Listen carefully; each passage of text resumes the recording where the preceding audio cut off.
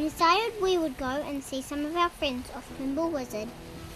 We set sail from the Bay of Islands to Mimi Whangata, and on the way, I sat up the back with Mum in the breezy wind, and soon we were there.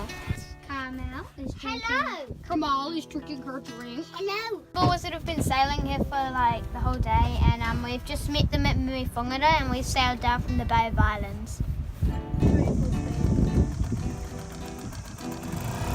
Holding on, guys.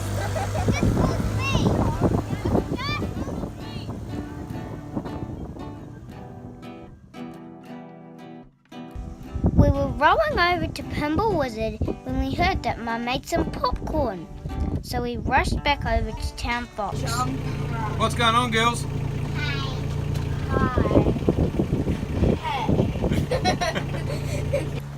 We all piled into the new inflatable and tried to get it planing.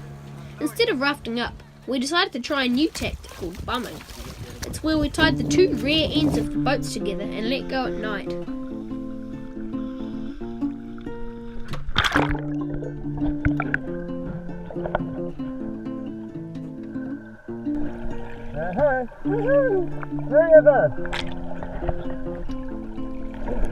The bottlenose dolphins stick quite close to the shore, where they love to eat fish and squid.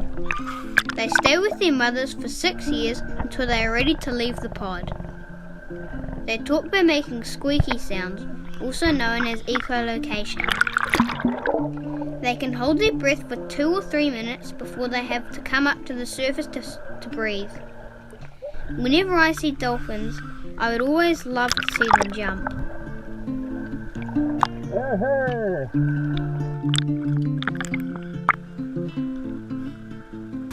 We said our goodbyes to the McLeans and sailed to Whangaroa.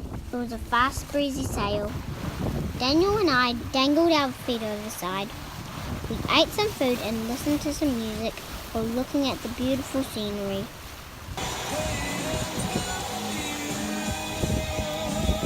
Big boil up. Alright, someone chasing them. We saw lots of boil-ups on the way. Some were big and some were small. It was mainly an upwind sail, which is always more tiring. We arrived at Whangaroa. We anchored in our favourite place in Riri Bay. There are massive hills around the bay, lots of fish, and the water is so warm. What's going on, Matthew? We're in Whangaroa Harbour, filling up some water and washing some boats. Right, yeah, getting some water from the water boy. Yeah. It's pretty cool, isn't it? Yeah. And then we're on our way up to Houhora. We'll have to come back here. We were wanting to leave Whangaroa and go to Houhora.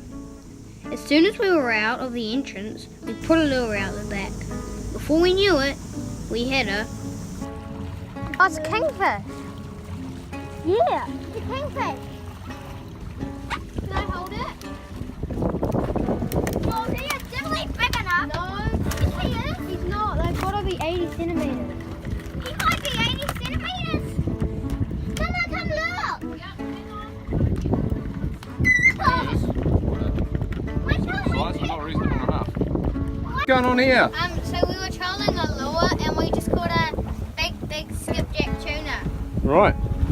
Okay, well we're going to have to Eat it. get them into the pan and have them for lunch. Just on our way up to Ohhora. Yeah. Here he is. He's a good size, isn't he? Yeah.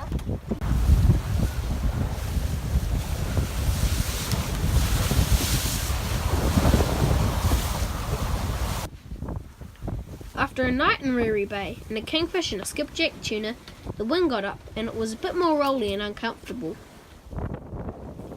We had a fast sail, and when we came around Kerikeri Peninsula it got windy. We were forced to tack up wind and into swell for about an hour before we reached Ohhora.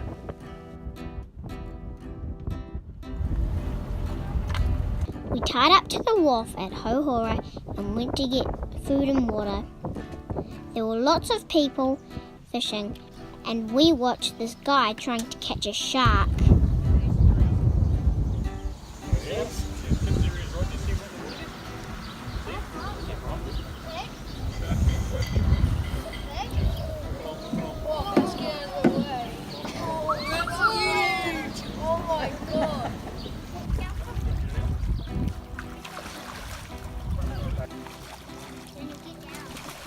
After about 20 minutes of fighting the shark, the man managed to get it in close and cut the line. It was massive and about 7 feet long. He said he caught one last week that was 12 feet. Yeah, that's only about a 7 foot of it. Getting experience. The other one was about 12 foot. When we were in Houhora, we were waiting for the wind to die down and the window to sail to Moorkins Nook on Cape Reinga. When that happened, we sailed up past Whangaroa Harbour where the sand is pure enough that they use it for glass.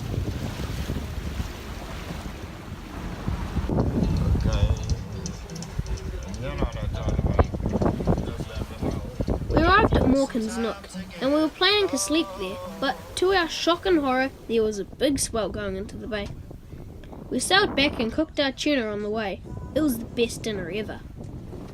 What's going on here, Matthew? So we're frying our skipjack tuna as steak, Yep. and it smells exactly like steak.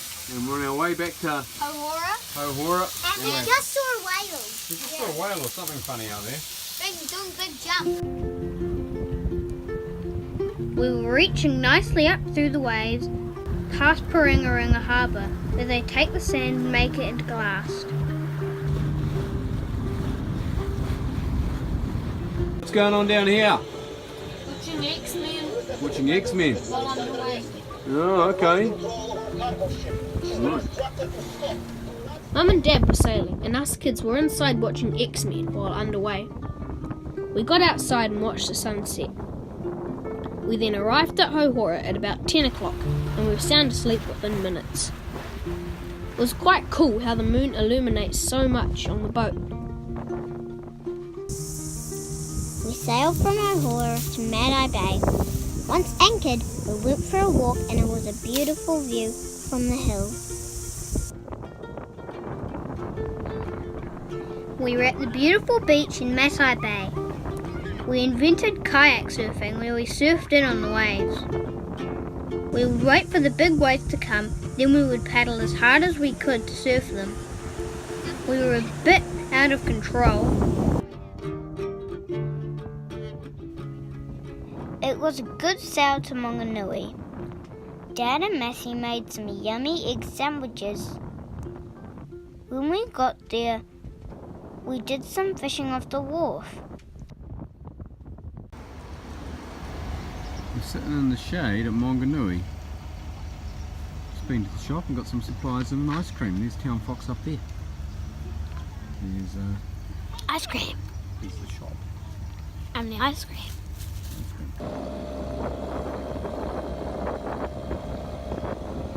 After we got our food and ice creams, we motored back around Butler's Point. Ashley and I practiced our motoring licenses in the dinghy. Dad fixed the album motor because it was conking out. We left Whanganui on a mucky day and sailed for about 3 hours till we got to Whangaroa. When we were going into the harbour, we saw a massive super yacht, and it was called Twizzle. It seemed almost as big as our house. This is a rather large yacht. From Spain or something.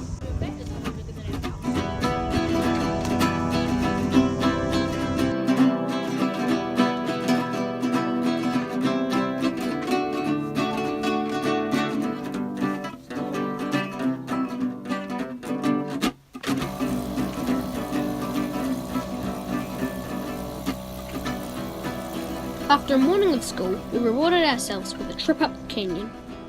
We got the motor down and tied the kayaks on the back.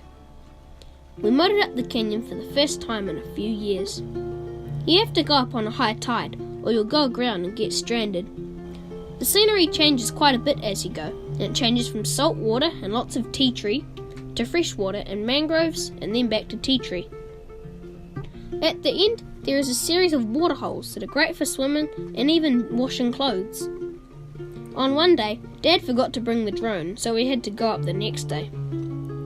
There were quite a few people going up the canyon and tying up to the side to go for a walk on the water's edge track. It's quite a long track that starts at the dock rental camp and goes through the canyon. It then crosses over the river and up to a waterhole.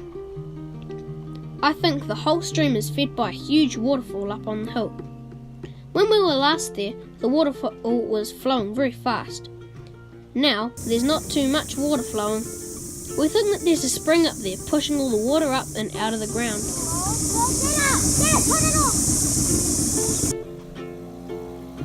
Hannah and I were in the kayaks and were getting towed. I liked turning towards Hannah because we could hold on to each other. I splashed Hannah and she got a little bit annoyed.